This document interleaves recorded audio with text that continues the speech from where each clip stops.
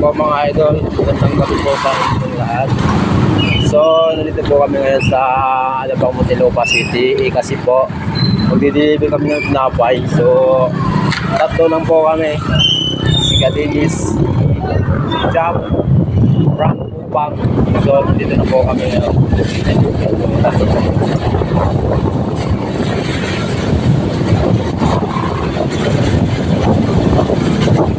Nandito na po tayo sa Alabang Muntinlupa mga idol.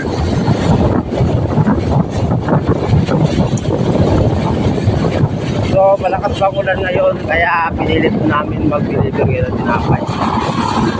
So panood nyo po yung video na ito. Like, comment, and share na po. Para na rin po. Salamat po.